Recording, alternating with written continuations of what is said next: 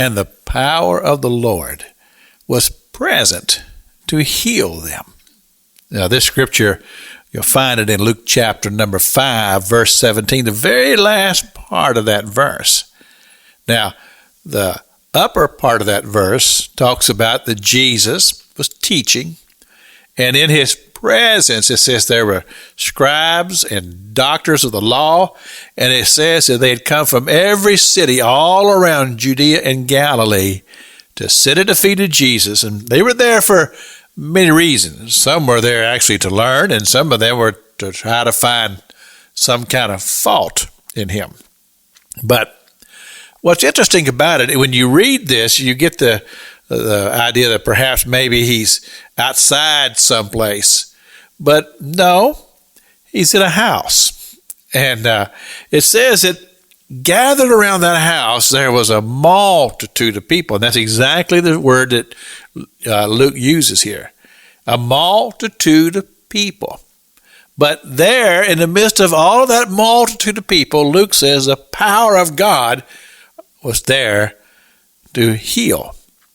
Now, here in the midst of this crowd, there were some men. Now, for some reason or another, in my mind, I always thought that it was 4 men, but it doesn't say 4 men. It says there was just a group of men. And they're there, and they're witnessing what's going on. And I have to draw from this that they were not inside the house. They were outside the house, and they could not get in the house because there was this multitude of people.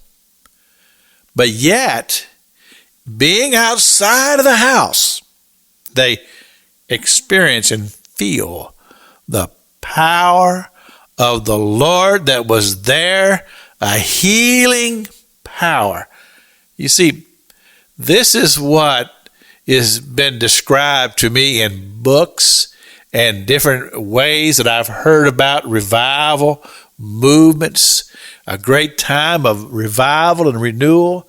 The Spirit of God will be so intense that people just passing by will experience the power, and they'll be drawn to it.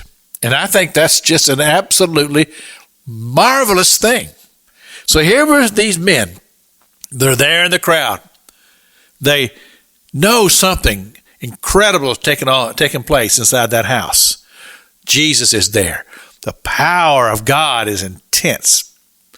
And they think among themselves, they said, we have a friend who's very, very ill. Scripture says that he had the palsy. He was paralyzed, desperate, needing healing. And so they think among themselves, why don't we go get our friend and bring him here and allow him to be caught up in this power of healing that's in the place? And so they did. And so they came up with a plan. And I think that in itself is a minor miracle. Anytime you can get a bunch of men who can come together and figure something out and execute it, that's a glorious thing. And so they go get their friend. They put him on a conveyance, and they bring him to this place where Jesus is. This is Pastor Jack King with the gospel on the radio broadcast.